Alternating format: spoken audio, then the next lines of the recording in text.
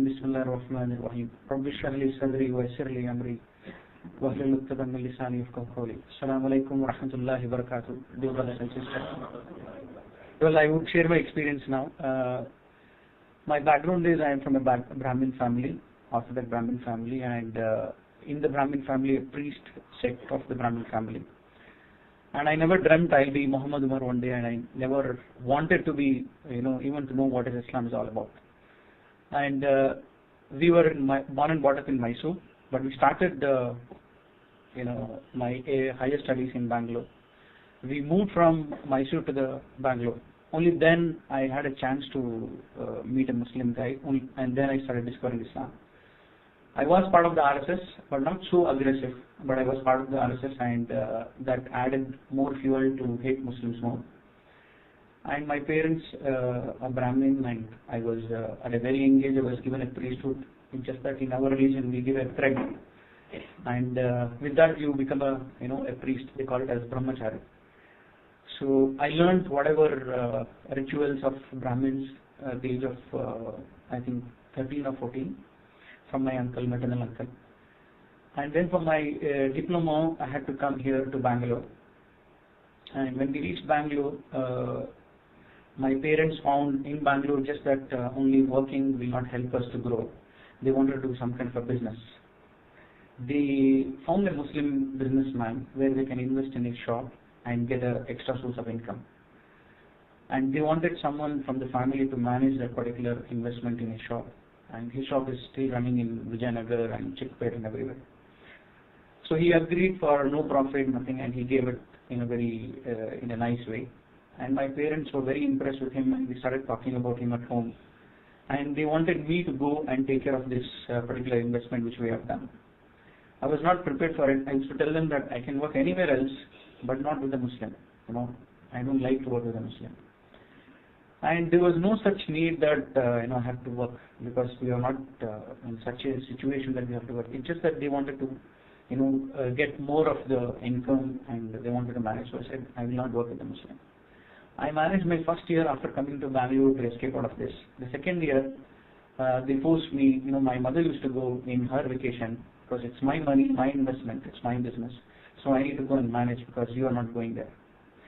And my parents, they started insulting me that, look at your mother, your father, they are going and doing it part-time while you are being useless to family. So I started going to that shop just to ensure, we are managing our business. And later, the shop owner said, we don't need you here, please help us in another shop. So I went to another shop which is in Chickpet.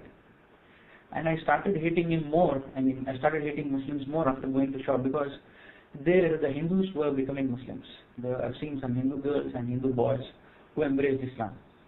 And I was shocked and really angry over them, that why did you become Muslim?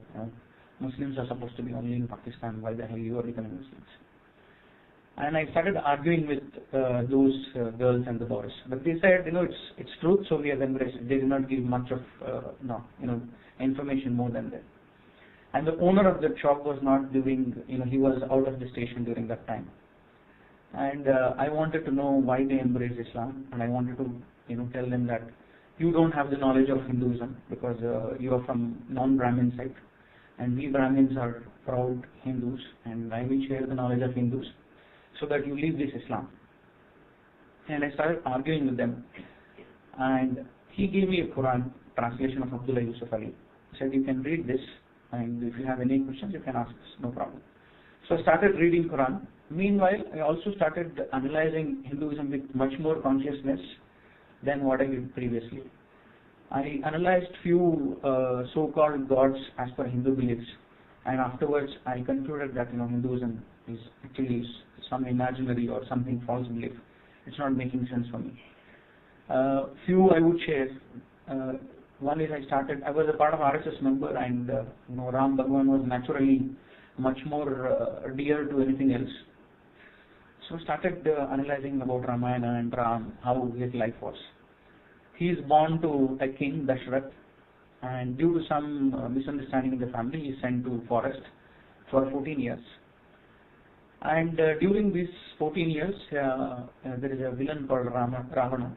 He plans to kidnap Sita. But all this plan is happening while Rama is not even aware of this. And I was shocked. How can a villain plan to kidnap a god's wife and God is not aware of this?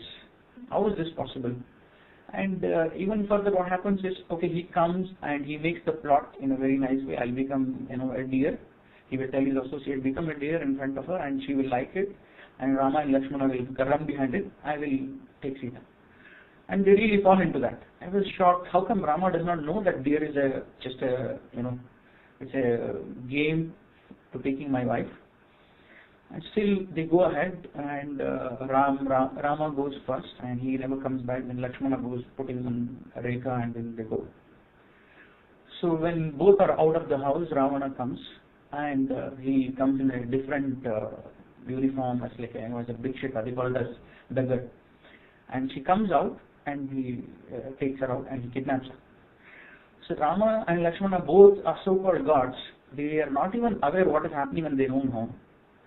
And they are victim of that plan, that evil plan.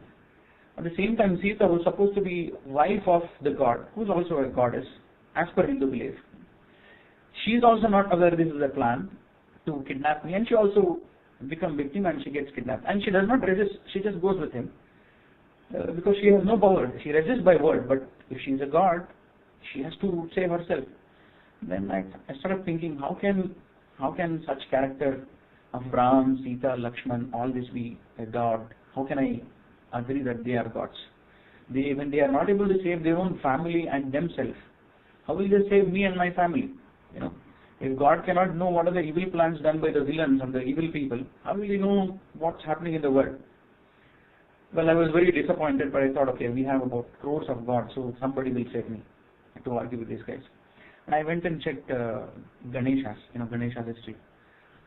I used to be a favorite, one of the biggest mushrik, you can call it, during that time, going in temples and singing songs, praising for him. I was so favorite for the temple people as well. And when I analyzed his life story, his mother, Parvati, she creates, because she wants someone as a watchman, she creates. And she says, you are my security while I am taking bath. I was not able to understand again that why, Parvati was the most powerful God's wife, and they call it a Shiva, the most powerful God's wife, does she need a security? Okay, that's again a question mark. Then he is created, and Ishvara is, her husband is out. As per Hindu belief, he is the, the super power God.